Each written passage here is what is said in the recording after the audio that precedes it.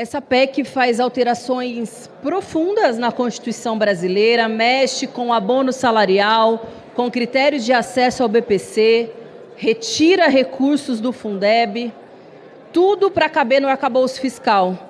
E é uma PEC que está sendo pensada a uma outra de 2007. Nem sequer uma comissão especial com tempo para que os parlamentares pudessem opinar sobre ela e, mais importante, que a sociedade pudesse conhecer do que se trata, nós não tivemos, inclusive ignorando o próprio regimento da Câmara, numa pensação absolutamente questionável. E do que se trata essa PEC? Primeiro, ela renova a DRU, a desvinculação das receitas da União, mais uma vez retirando recursos fundamentais para o financiamento da Seguridade Social. E é sempre a mesma desculpa utilizada para aplicar novas reformas da Previdência no Brasil. Nós vivenciamos isso em 2019, mas é graças a esse mecanismo que existe desde os tempos de FHC, que muitas vezes se considera que não é sustentável a Seguridade, sobretudo a Previdência, e se aplica retirada de direitos dos trabalhadores, sobretudo dos idosos e dos pensionistas. Outro aspecto grave dessa PEC é a alteração do acesso ao abono salarial, que hoje é para todos os trabalhadores que ganham até 2 salários mínimos.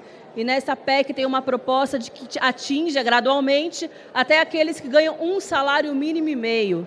Isso significa menos pessoas tendo acesso a um elemento que é fundamental para as famílias de baixa renda. É um recurso que, sem dúvida, vai fazer falta no final do ano, para fechar as contas ou para ter festas de final de ano minimamente mais harmônicas e dignas para milhões de famílias, de trabalhadoras e de trabalhadores. Nós jamais seríamos a favor de uma medida draconiana como essa para pessoas que já ganham tão pouco e vão ter ainda menos condições no momento que elas mais precisam.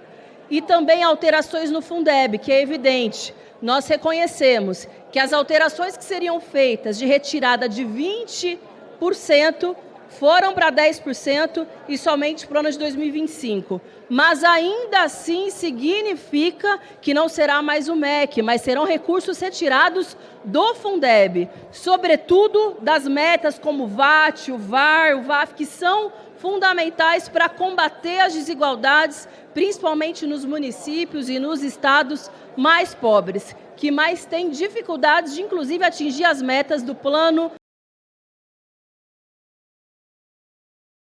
Direito Universal do Acesso à Educação Básica. E, por fim, as alterações no BPC, que, aliás, vai ser draconianamente atacado no próximo PL, que, infelizmente, nós devemos votar ainda no dia de hoje. Porque, primeiro, que vai se mudar os critérios de elegibilidade de renda, porque muitas famílias gastam muito dinheiro com terapias, com tratamentos, com cuidados especiais e específicos, e não é justo que isso passe a contar para que essas pessoas possam ter acesso ao BPC, principalmente quando a gente está falando das cuidadoras, das mães atípicas, que são mães que têm seus filhos com deficiência e que, portanto, são expulsas do mercado formal de trabalho, porque passam o seu tempo integralmente dedicado para o cuidado dos seus filhos. Então, não teriam outra forma de garantir renda para o sustento da sua família e para que seus filhos possam, inclusive, ter dignidade no tratamento diário. Essa PEC também propõe isso. Portanto, senhoras e senhores, não é possível que seja, mais uma vez, os mais pobres, os mais vulneráveis, a educação, o abono salarial, aqueles que vão pagar a conta de um ajuste fiscal votado a partir do arcabouço fiscal do ano passado.